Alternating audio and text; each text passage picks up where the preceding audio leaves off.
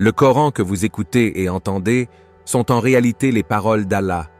La magie noire peut détruire votre belle vie, votre vie de famille, votre carrière, votre santé, votre vie conjugale, et, finalement, étonnamment, vous pourriez faire cette magie noire sur vous-même, sans même vous en rendre compte. Certains magiciens font des choses tellement dégoûtantes pour plaire à Iblis que vous ne pouvez même pas l'imaginer. Voici l'histoire réelle d'une sœur en islam. Elle a fait 2 ans de mariage, mais elle n'avait pas d'enfant. Alors un de ses proches lui a suggéré de rendre visite à un érudit islamique. Elle était déjà déprimée par tout cela, alors elle a dit oui. Après quelques jours, ils rendirent visite à cet érudit. L'érudit lui souffla dessus en lisant quelque chose et lui donna une amulette qu'elle devait attacher autour de son cou. De retour chez elle, elle récitait chaque jour les versets en langue arabe que cet érudit lui écrivait sur papier. Le savant lui a donné 5 pages à lire, 1 page après chaque prière. Après 1 semaine, elle a remarqué des choses étranges qui lui arrivaient, comme si elle commençait à tomber malade sans aucun problème de santé. Son mari commençait à se mettre en colère pour de petites choses. Un jour, alors qu'elle prenait une douche, la télévision de sa chambre s'est soudainement allumée. Elle était tellement étonnée de la façon dont cela s'était produit. Un jour, alors qu'elle était très malade et avait une forte fièvre, elle a remarqué que la porte de sa chambre s'était fermée brusquement, alors qu'il n'y avait pas d'air. Heureusement, sa mère était avec elle ce jour-là, et elle a réalisé que quelque chose n'allait vraiment pas chez elle et dans sa vie. Sa mère a donc suggéré qu'il devrait rendre visite à un érudit musulman parce qu'elle doutait qu'elle soit victime d'une sorte de magie noire. Au début, elle a dit qu'elle ne voulait pas y aller, car elle allait déjà chez un érudit musulman, mais sa mère l'a forcée à le faire. Lorsqu'elle et sa mère sont allées voir un autre érudit musulman, celui-ci l'a regardée et lui a immédiatement dit « Enlève l'amulette que tu portes autour du cou ». Elle a été très surprise, car elle ne lui a rien dit, et son amulette n'était pas visible. C'était caché par son habit. Plus tard, après avoir discuté de toute la situation avec cette pieuse dame, elle a appris que les pages arabes qu'elle lisait ne provenaient pas du Coran, mais contenaient des versets de magie noire. La dame précédente, qu'elle pensait être une érudite, était une magicienne noire. De plus, l'amulette qu'elle portait avait une sorte de magie noire. Frères et sœurs, nous avons ainsi compris combien il est important de comprendre et d'apprendre la langue arabe. Frères et sœurs, il n'y a pas non plus de concept d'amulette en islam. Le prophète, paix et bénédiction d'Allah sur lui, a dit « Celui qui accroche une amulette a certes pratiqué l'association. » Une amulette est une chose que la personne va accrocher ou porter afin d'obtenir un bien ou être protégé ou guéri d'un mal. Le fait d'accrocher une amulette se divise en 3 cas. Si la personne l'accroche uniquement pour faire joli, alors ceci est interdit, car c'est une ressemblance vis-à-vis de ceux qui commettent l'association. Le prophète, que la prière d'Allah et son salut soient sur lui, a dit « Celui qui ressemble à un peuple fait partie d'eux. » Si la personne l'accroche ou le porte en croyant que cette amulette est une cause pour que Allah lui accorde un bien ou le protège d'un mal sans qu'il ne soit confirmé ni dans la charia, ni par expérience qu'il est une cause pour cela, alors la personne a commis de l'association mineure, shirk asgar. Et enfin, si la personne l'accroche ou le porte en croyant que c'est l'amulette elle-même qui lui accorde un bien ou le protège d'un mal, alors ceci est de l'association majeure, shirk akbar, qui fait sortir la personne de l'islam. En effet, l'auteur de cet acte aura mis cette amulette comme un égal à Allah, qui est le seul à pouvoir procurer un quelconque bien et qui est le seul qui peut protéger de tous les maux. Il existe une chaîne YouTube qui est devenue virale sur les réseaux sociaux parce qu'elle a mis en ligne une vidéo de récitation du Coran de plus de 10 heures intitulée « Quran for Sleep » avec l'identifiant de Sira Ali.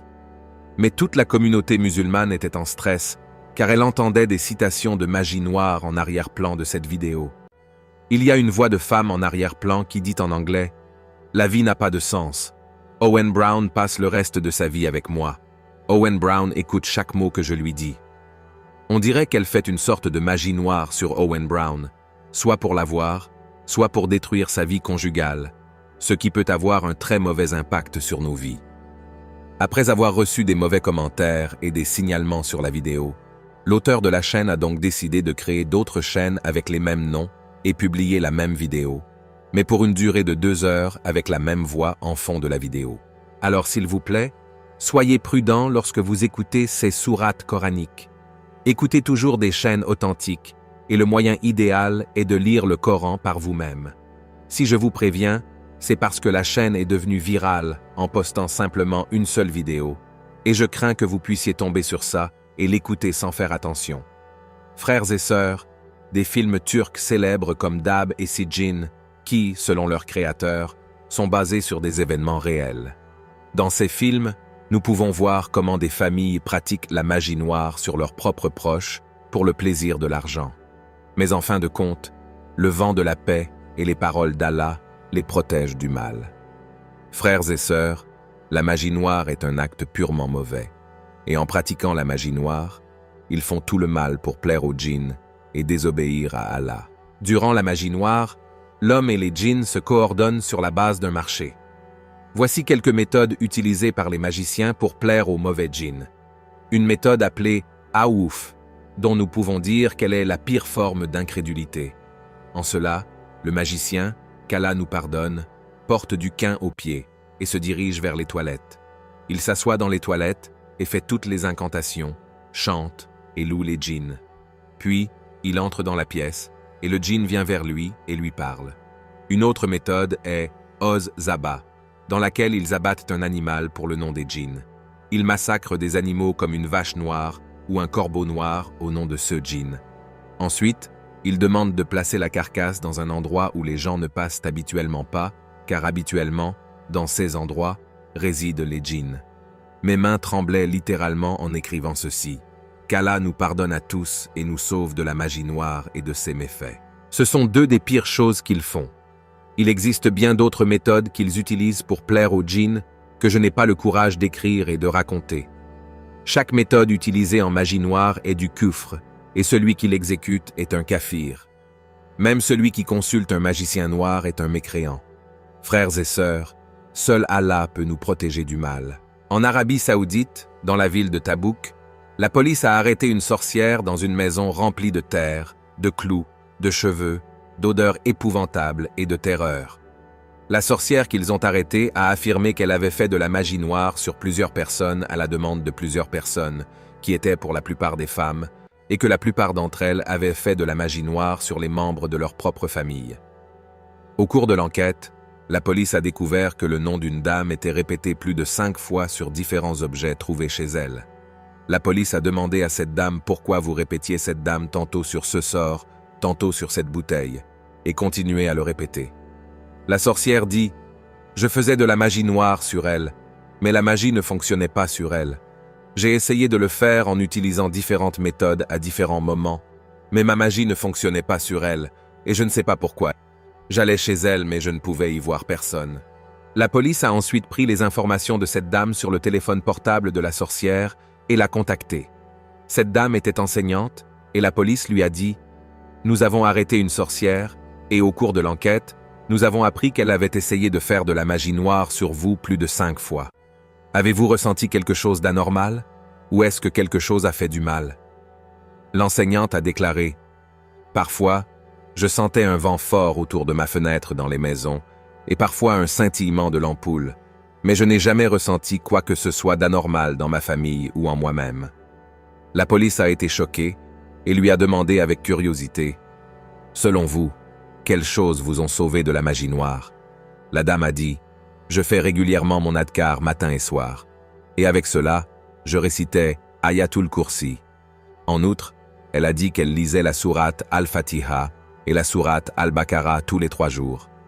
D'ailleurs, le prophète Muhammad, paix et bénédiction d'Allah sur lui, a dit dans un hadith rapporté par Muslim « Ne faites pas de vos maisons des cimetières. Satan fuit les maisons où la sourate la vache, Al-Baqarah, est récitée. » Cela nous enseigne à quel point il nous est très important de nous attacher aux différentes invocations et versets qui nous ont été enseignés par notre prophète, paix et bénédiction d'Allah sur lui, afin de nous protéger de toute force satanique. Frères et sœurs, grâce à cette histoire, nous avons appris que rien n'est plus puissant que la protection d'Allah et ses paroles. Gloire à Allah. Qu'Allah nous protège, moi, ainsi que vous qui regardez cette vidéo. Que la paix et bénédiction d'Allah soient sur vous.